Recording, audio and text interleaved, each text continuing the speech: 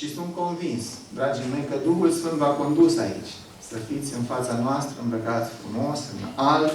El a fost glasul blând care v-a chemat, cel care v-a făcut conștienți de nevoia aceasta, v-a convins că aveți nevoie de Domnul Iisus Hristos. Și El este Cel care transformă botezul într-o experiență vie. O experiență marcantă, nu doar pentru viața aceasta, ci pentru veșnicie. El ne înalță, ne mângâie, ne dă putere ca să biruim, ne leagă de cer. Duhul Sfânt. Revin la cuvintele lui Ioan Botezătorul, ca să mă leg și de al doilea martor, sângele sau apa. Spunea Ioan, așadar, El vă va boteza cu foc. Botez cu foc. Ce este acesta? Pare de dorit să fii botezat cu foc? A explicat Domnul Iisus în Luca 12, relatează și îi spune Domnul că am un botez cu care trebuie să fiu botezat. Fusese deja botezat de Ioan Botezătorul în apa Iordană. Și atunci când zice că am un botez cu care trebuie să fiu botezat și cât îmi doresc să se întâmple odată lucrul acesta, la ce se referă oare? Mă ajutați? Mulțumesc! A fost întrebați fiii lui Zebedei, puteți voi să aveți parte de botezul care voi fi eu botezat, da? Puteți și voi să fiți botezați cu același botez. Și ce au zis ei? Da, s-a întâmplat asta. La scurt timp după înălțarea Domnului Iisus, Iacov, fratele lui Ioan, chiar a fost ucis de către Irod, care domnea atunci în Palestina. A fost primul martir. Ioan, fratele lui, n-a fost ucis, deși s-au împotrivit de atâtea ori autoritățile și l-au persecutat. A fost aruncat într-un cazan cu lei încins. A fost bătut. A fost exilat pe o insulă stâncoasă. Gata, aici nu mai poate să facă nimic pentru Dumnezeu, să vorbească despre Iisus Hristos.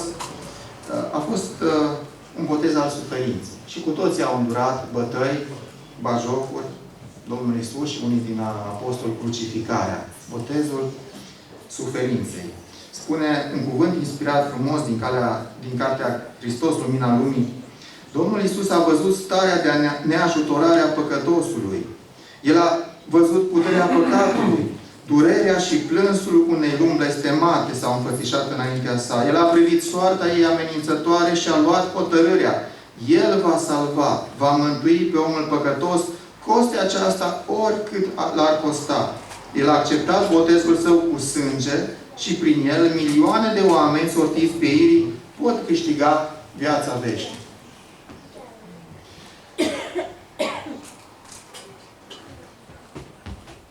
Avem nevoie de Duhul Sfânt. Ne rugăm pentru Duhul Sfânt. Dorim cu toții să fim botezați de Duhul Sfânt și prin Duhul Sfânt. Dar pe botezul suferinței suntem pregătiți și pentru așa ceva?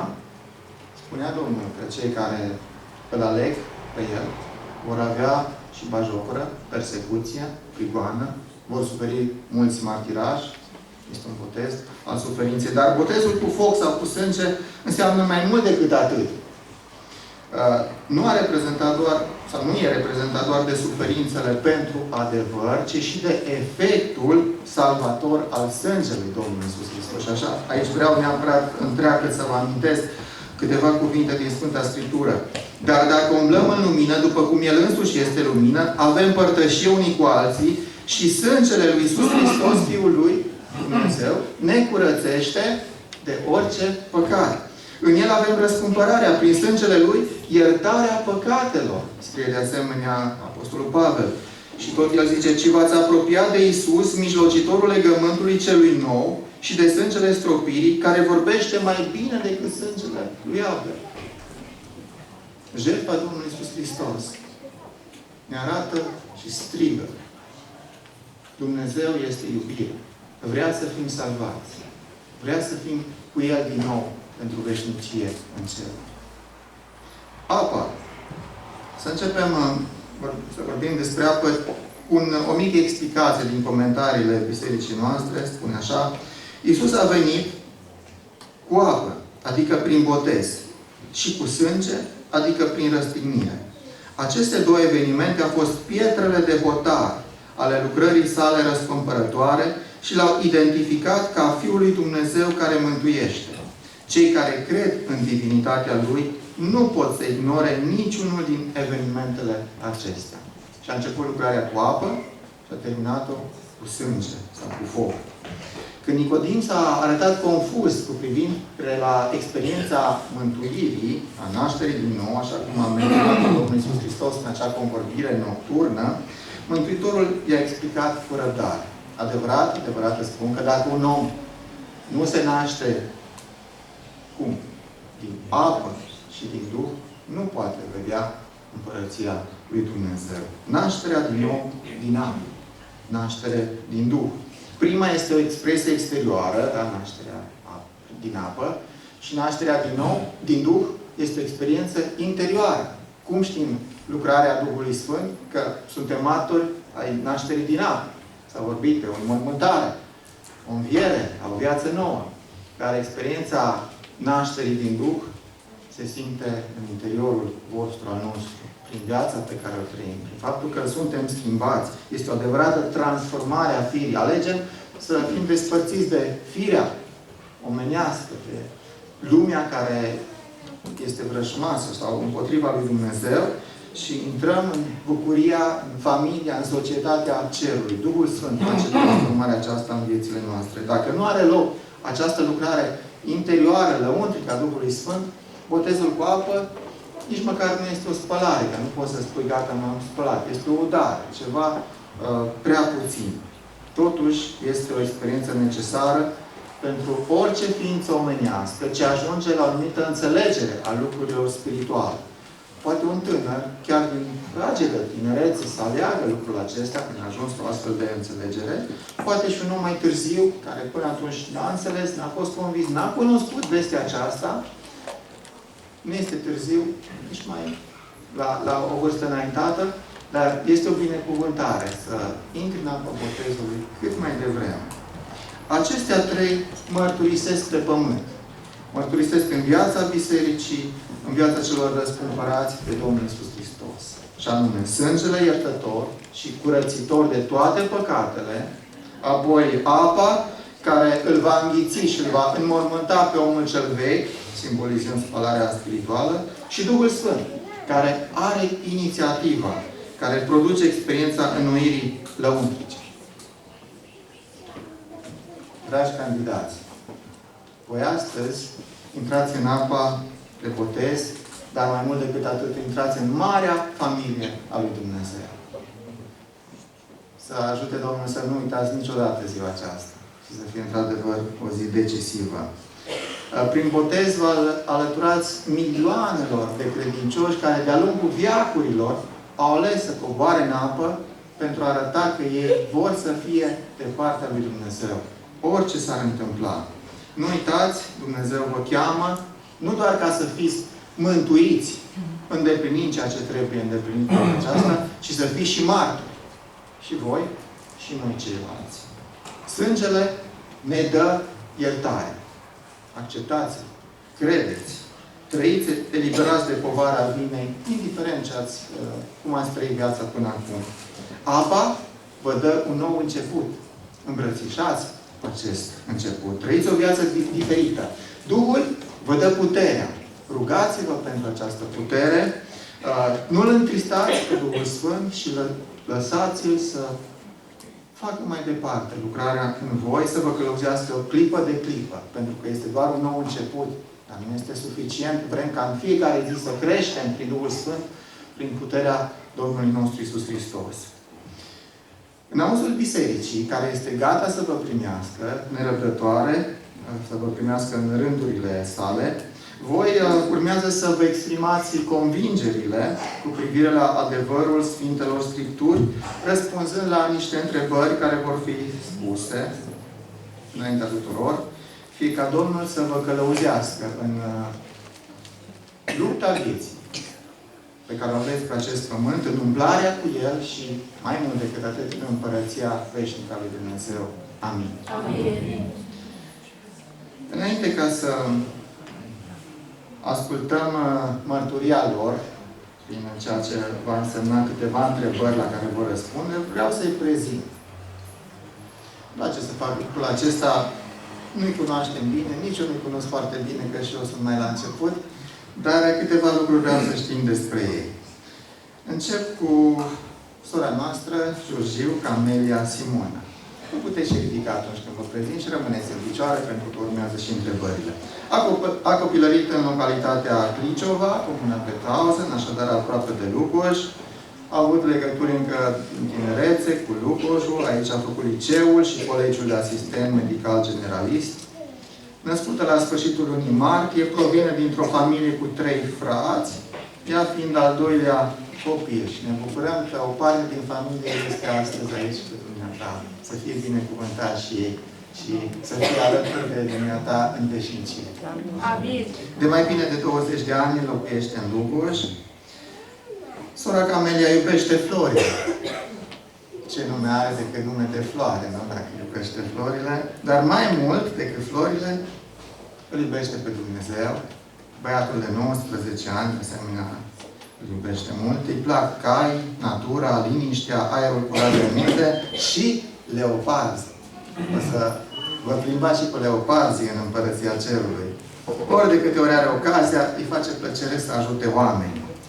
Are și un nume biblic, nume ebraic, Simona, vine de la Simeon, Dumnezeu a auzit. Frații Țofei. Sunt 2 frați aici în față. Ei, de fapt, provin dintr-o familie numeroasă, de 7 membri. Și am fost uimit când am auzit că sunt 5 băieți. Am mai auzit 5 frați și surori, 5 băieți. Wow, ce familie! Crescuți în Biserica Adventistă cu dorința de a se putea dedica Domnului și ca să rămână pe acest drum, vor să arate și altora că ei sunt copii al lui Dumnezeu. Încep cu cel mai mare, Mihai Țofei, 21 de ani, este în ultimul an de facultate în domeniul mecanicii agricole, dar și profesor, debutant. Ce profesor tânăr, mi-ar plăcea să fiu elevul tău. În restul timpului se ocupă alături de familie cu lucrări agricole, îi plac plimbările și călătorii. Daniel are 19 ani, de 2 ani a terminat școala profesională de electromecanică. Pasiunile lui sunt iarăși agricultura, condusul, călătoriile și în special tractoarele. Daniel este nume tot biblic, ebraic. Dumnezeul meu este judecător. Dumnezeu este judecătorul. Ne gândim la profetul Daniel. Mihai are un nume tot ebraic, biblic, înseamnă cine este ca Dumnezeu. Și ne gândim la Arhanghelul Mihail, care este chiar Domnul Iisus Hristos, pentru că numele asta înseamnă nimeni altcineva nu este ca Dumnezeu decât Dumnezeu și Domnul nostru Iisus Hristos.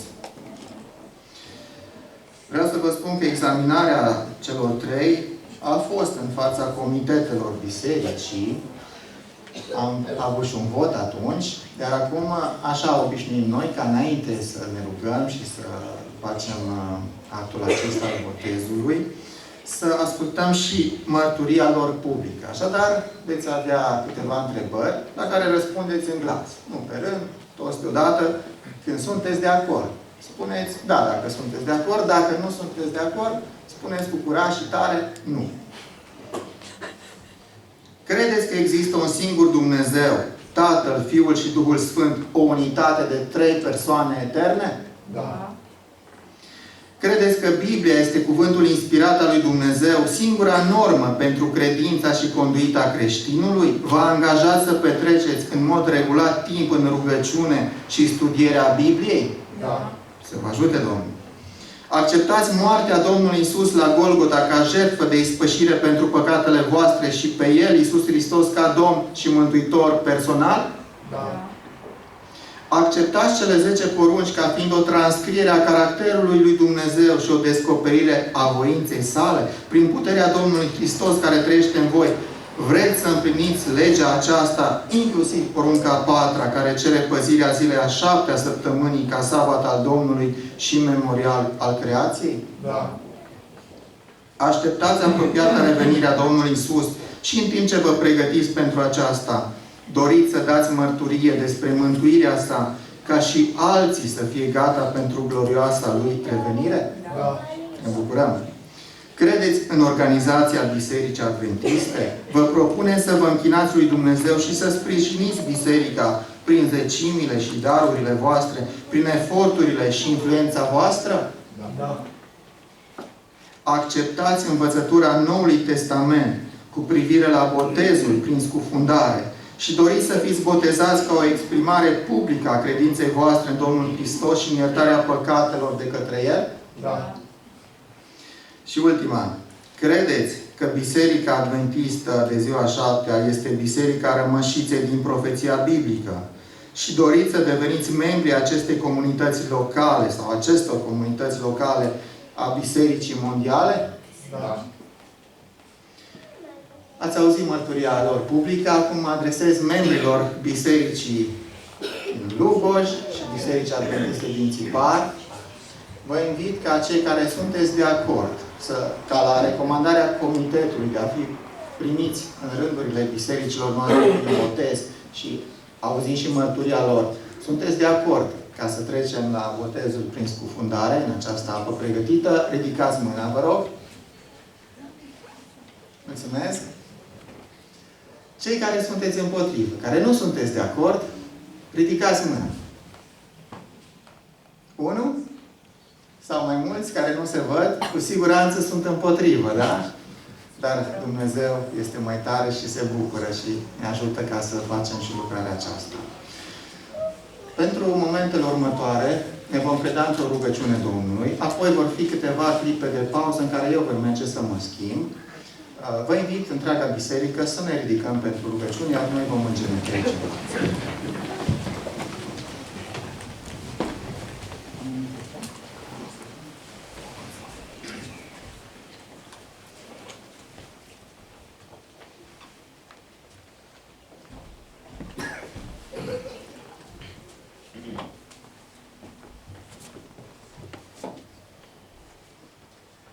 Tatăl nostru care locuiești în ceruri, suntem înaintea Ta să-ți lăudăm numele Cel Sfânt, să ne bucurăm de posibilitatea ca să fim aici, înaintea Ta, să avem ocazia de a Te lăuda și de a învăța încă o dată de la Tine. Îți mulțumim, Tată Ceresc, pentru acești oameni care au ales ca să Te urmeze pe Tine. Sunt copii ai Tăi. Sunt ființe prețioase pentru care Domnul Iisus și-a dat viața. Îți mulțumim pentru alegerea lor, pentru lupta pe care o au pe acest pământ, prin care, iată, vor să facă legământ cu Tine și să meargă în continuare ca martori ai Tăi în această lume. Tată Ceresc, Te rugăm să-i binecuvintezi. Ajută-le în această nouă viață, fii-le sprijin, stâncă. Ajută-i să-și amintească de făgăduințele Tale. Și noi, care suntem pe lângă ei, să putem încuraja. Îți mulțumim, Tată Ceresc, pentru cei care i-au influențat să Te cunoască mai bine și să se decidă pentru Tine. Îți mulțumim pentru bisericile din care fac parte și vor fi în continuare membri. Tată Ceresc, dorim să le binecuvintezi familiile. Ascultă-le Tu rugăciunile care se înalță către Tine de acasă sau din biserică. Și vrem, Tată, ca și noi să fim atinși de Duhul Tău cel Sfânt. Și noi să fim schimbați și să ne pregătim pentru întâlnirea cu Tine. Amin. Tată Ceresc, în drumul acesta pe un pământ cu păcate și lucruri rele, se mai întâmplă să cădem. Și ei se vor mai împiedica, dar ajută ca să se ridice. Amin. Să creadă în iertarea Ta, în ajutorul Tău și prin Duhul Tău cel Sfânt să meargă mai departe pe acest drum pe care Tu l-ai pregătit pentru fiecare dintre ei. Amin. Dorim ca viețile noastre să fie în mâna Ta și această ocazie să fie o pregătire pentru ceea ce va fi ziua când vom intra cu toții în Împărăția Ta veșnică. Ajută-ne ca toți cei prezenți acolo, cei pentru care ne rugăm și mulți alții care Te caută și cred în Tine. În meritele Domnului Iisus Te-am rugat și noi, facă-se voia Ta. Amin. Amin. Putem să ne așezăm?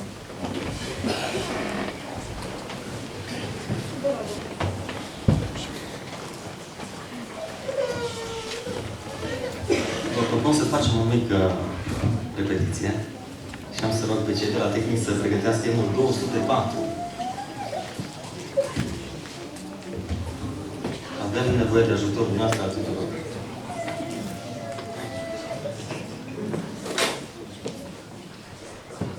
Avem unul?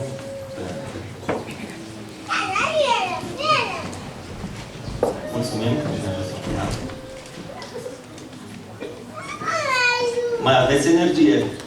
Așa că să cântăm un pic cu forța.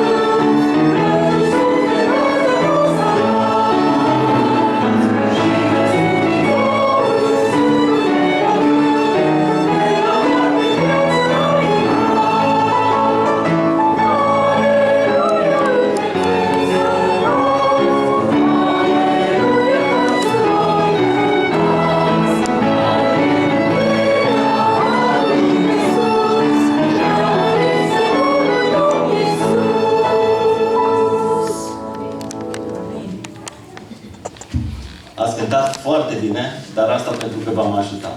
Așa că acum, ca să-mi demonstrați, cântați încă o dată. Haideți să mai cântăm încă o dată același cântec. Și de ce spun asta? Pentru că la refren am vrea să îl cântăm atunci când cei care astăzi fac legământ cu Dumnezeu, să cântăm refrenul de la această cântare.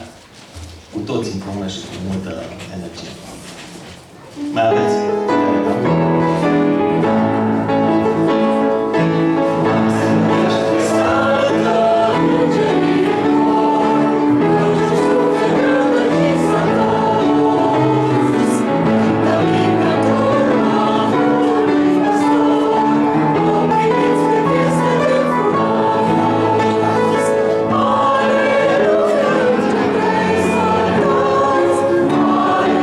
Aleluia,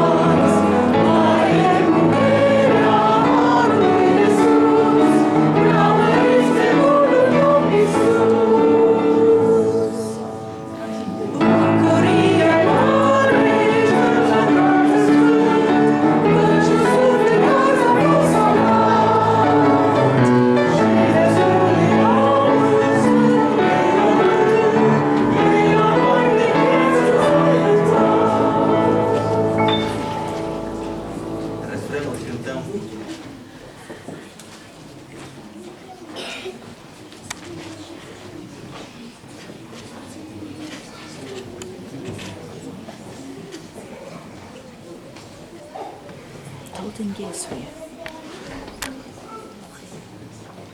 Scumpă sora Camelia, pentru tot ce a făcut Domnul Iisus Hristos în viața ta și fiindcă ai ales să-ți predai viața în mâinile Lui, te botez cu bucurie, în numele Tatălui, al Fiului și al Duhului Sfânt.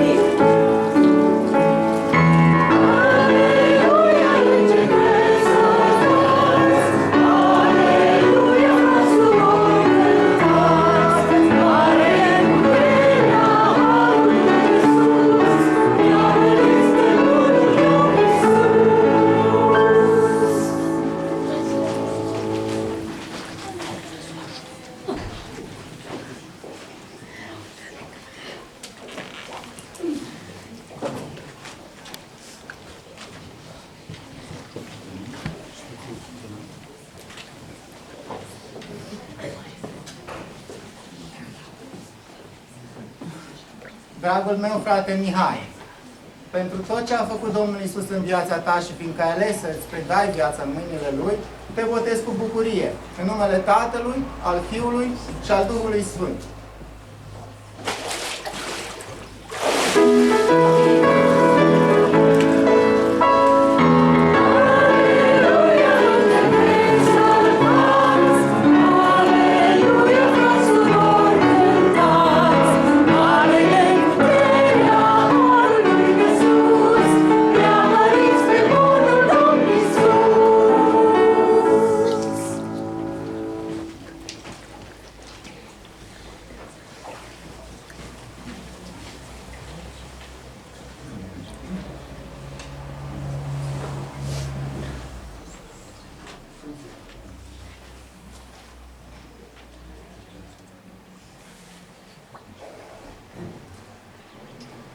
Dragă frate Daniel, pentru tot ceea ce a făcut Domnul Iisus pentru tine și fiindcă ai ales să-ți predai viața în mâinile Lui, te botez cu bucurie, în numele Tatălui, al Fiului și al Duhului Sfânt.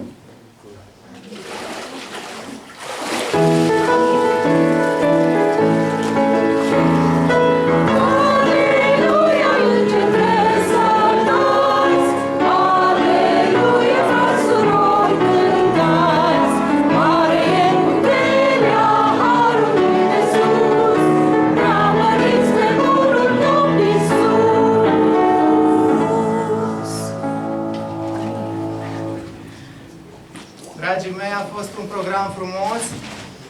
Dumnezeu ne-a vorbit prin muzică, prin poezie, prin cuvânt. Avem și apă aici. Trăim vremuri grele în afară. Aici e plăcut.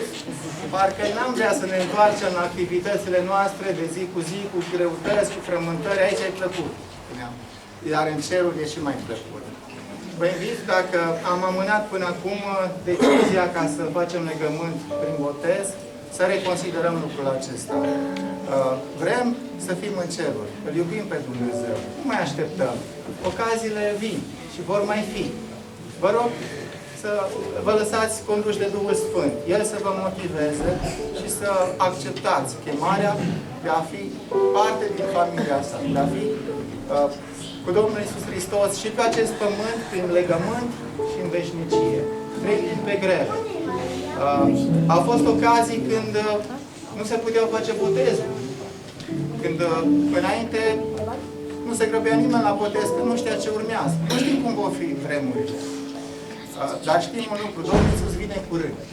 Și cei care suntem la o anumită maturitate spirituală, vrea ca să ne vadă botezați, să ne vadă că ne predăm în mâna sa. Dumnezeu să ne ajute. Ca așa cum sora Camelia și alții, văzând niște evenimente de botez, să se decidă, gata, vreau și eu să intru în apa botezului, să ne decidem și alții cu această ocazie și ocaziile ce vor veni. Dumnezeu să ne ajute. Amin. Amin.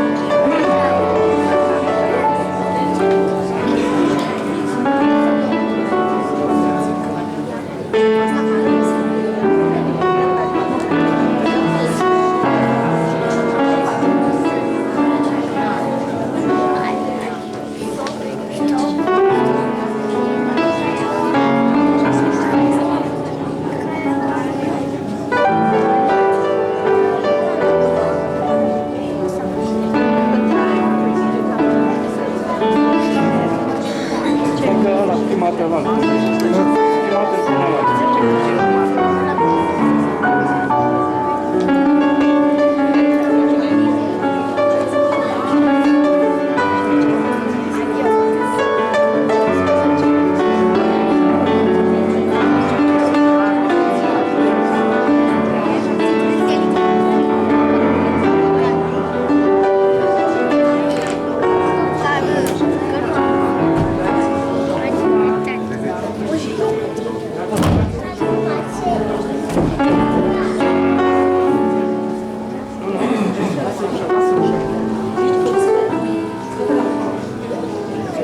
Până se liniștesc lucrurile, vă invit să mai cântăm un cântec, 256. Am încercat să vă dau. Da, 26.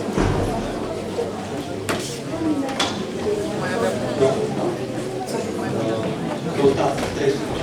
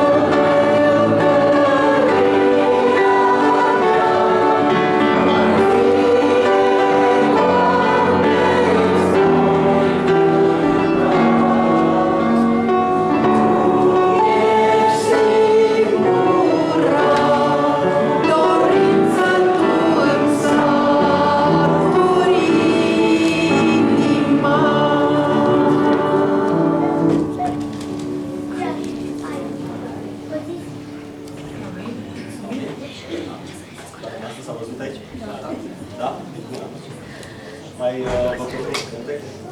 Voia ta, Doamne. 361. Să-ți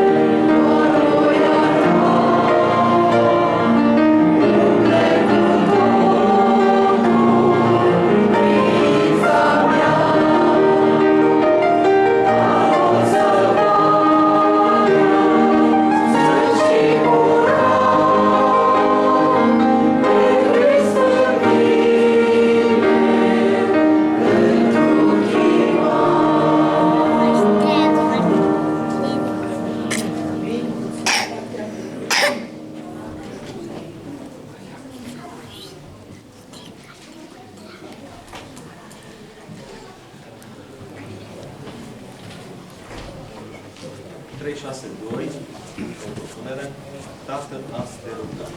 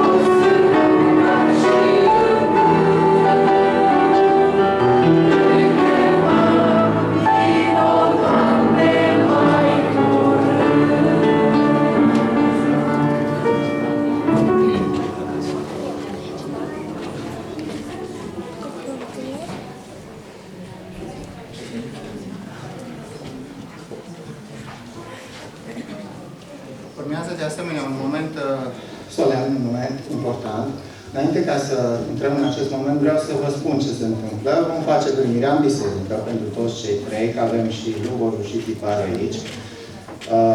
Eu împreună cu reprezentanții din fiecare biserică îi vom felicita, dar felicitările dumneavoastră a celorlalți le vom face după ce ieșim. Deci după încheierea programului, că vă dați seama că e un mare împălmășare. Și atunci avem răbdare, îi felicităm oficial din partea bisericilor, iar apoi vom face încheierea.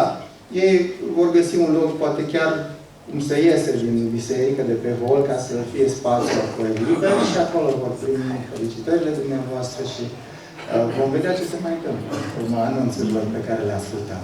Pentru momentul acesta, invit biserica întreagă să ne ridicăm în picioare.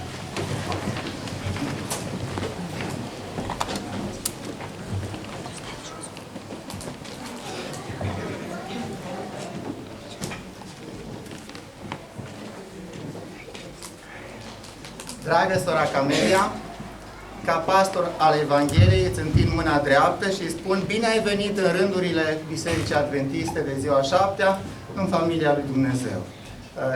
Ai fost interesată să îl înțelegi pe Dumnezeu, să-L cunoști, ai răspuns chemării, dorești mai departe să fii de partea sa, Dumnezeu să te întărească, să te ajute să fii o binecuvântare pentru familie, pentru biserică, să-ți folosești darurile și cât mai curând să fim împreună în ceruri. Amin. Dumnezeu să te binecuvinteze. Ai din partea noastră un certificat de botez și o mică amintire a ceea ce a fost ocazia de astăzi.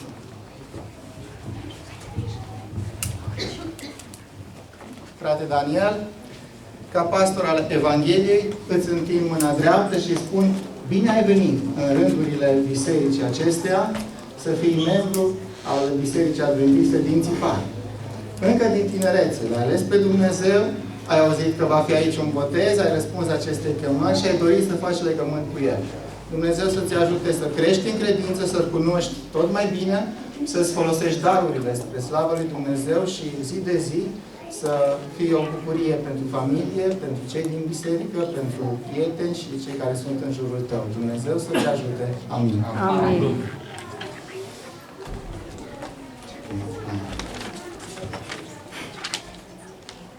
Frate Daniel, frate Mihai, ca pastor al Evangheliei, îți spun bine ai venit în familia aceasta a bisericii și îți întind mâna. Mă bucur pentru alegerea ta. Știam dinainte că te-ai decis pentru Dumnezeu și vrei chiar să faci legământ prin botez. S-a evit ocazia, ți-am spus varianta aceasta și ai acceptat-o. Bucuros că poți să intri pe deplin cu drepturile depline în familia Bisericii Adventiste. Dumnezeu să te ajute. Ai o misiune importantă. Lucrezi cu tineri, ești într-un mediu intelectual în care poți să fii un exemplu pentru ce înseamnă să fii copil al lui Dumnezeu. De asemenea, poți să crești în cunoașterea de El, în transmiterea acestor valori și altora și Dumnezeu să te ajute în alegerile pe care le-ai de făcut în continuare.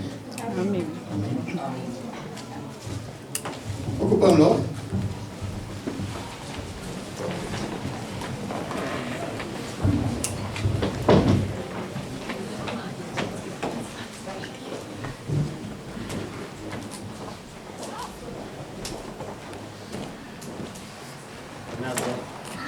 Urmează un cântec reprezentat de corul bărbătesc.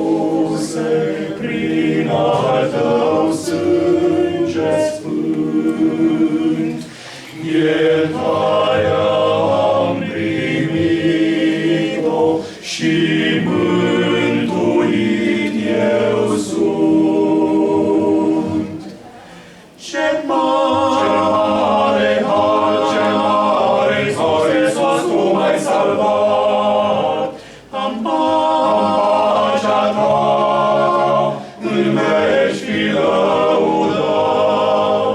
Ce mare har, Iisus, tu m-ai salvat. Am pacea ta în veci fi lăudat.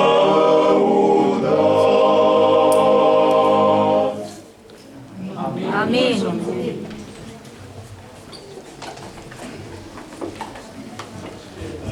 În numele Domnului Iisus, vom închide serviciul divin de botez în 266.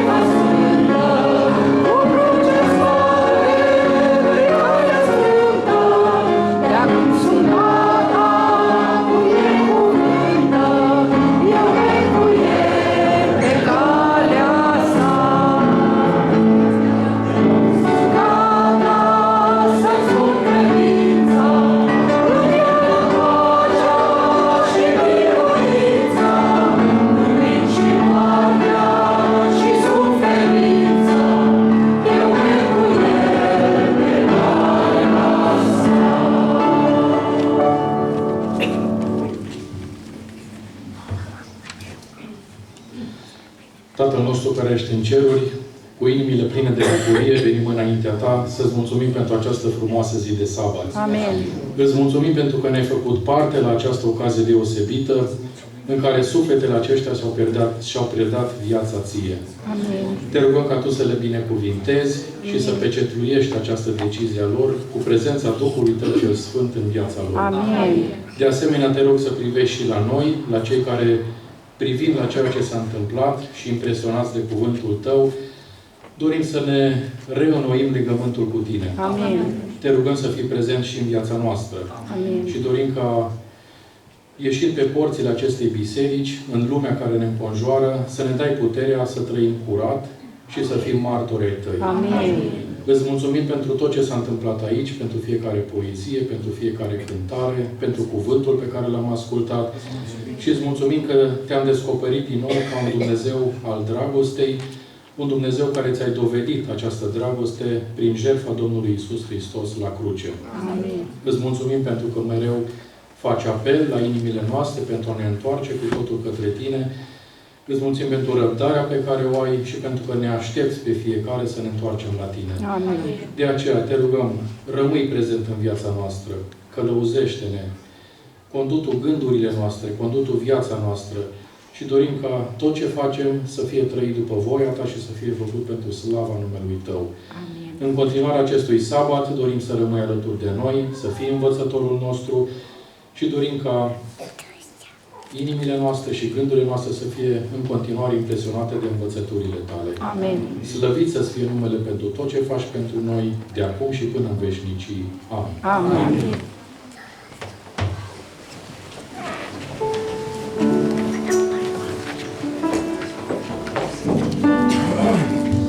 Ne bucurăm că am fost împreună astăzi. Deci, cum am auzit și în rugăciune, mulțumim Domnului pentru tot ce a făcut pentru noi ziua aceasta. Mulțumim tuturor celor care au participat.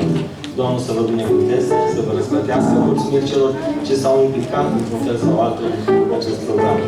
Fie ca Domnul să binecuvânteze pe fiecare și dragostea Lui să rămână pe deplin în viața noastră. Vă mai reamintesc, la ora 17 va avea loc programul după amiază aici.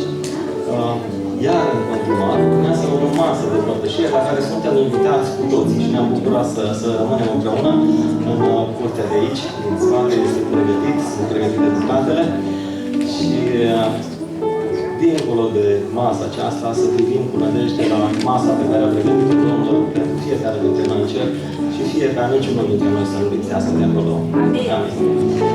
Vă invit să ne ridicăm pentru o scurtă rugăciune pentru cele ce au fost pregătite. Sfinte Părinte, care locuiești în ceruri, îți mulțumim pentru această ocazie minunată de bucurie, îți mulțumim pentru părtășia care am avut-o, îți mulțumim pentru binecuvântările tale, îți mulțumim pentru hrana spirituală, îți mulțumim pentru poezie, pentru muzică, pentru cuvântul tău. Te rugăm să binecuvintești și hrana fizică, care o vom împărtăși în continuare. Te rugăm să binecuvântezi această hrană și mâinile care au pregătit-o să le dai cu sănătate și binecuvântările tale cerești. Îți mulțumim pentru toate, în numele Lui Iisus te-am rugat și îți mulțumim. Amin. Amin.